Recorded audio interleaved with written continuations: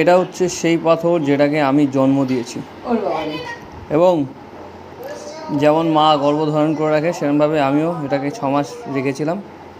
কোথায় রেখেছিলাম সেটা আমি বলবো।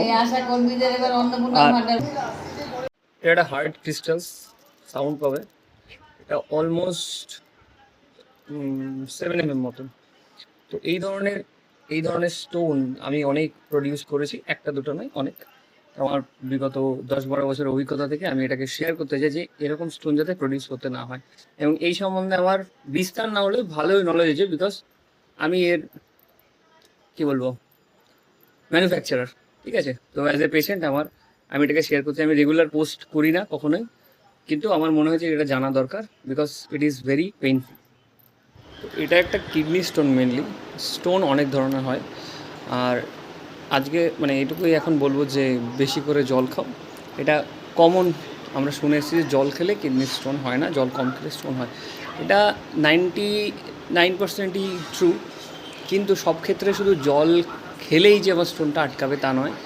স্টোন অনেক ধরনের হয়, এক ধরনের হয় না, 2-3 ধরনের হয়, যার যেমন তার তেমন। তো এটা একটা বিশেষ ধরনের স্টোন, যার জন্য দাম আছে। তো তোমার কী ধরনের স্টোন সেগুলো জানতে হয়, সেগুলো স্টাডি করতে হয়, ডাক্তারের সাথে কনসাল্ট করতে হয়, সেই অনুযায়ী চলতে হয়।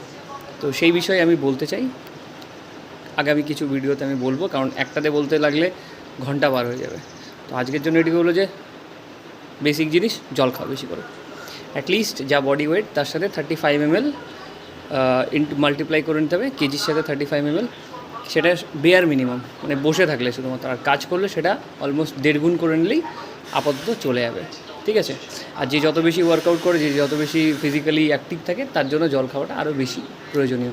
আমার ওয়েটে যদি আমি বলি 75 কেজির ক্ষেত্রে, সেক্ষেত্রে আমার 3-3.5 লিটার জল খেতে হয়, বিকজ আমার ফিল্ড ওয়ার্ক, তো আমি ঘুরে বেড়াই এবং একটু ফিজিক্যালি অ্যাক্টিভ যদি ব্যায়াম করো বা দৌড়াদৌড়ি করো, তাহলে আরও বেশি খেতেই হয়।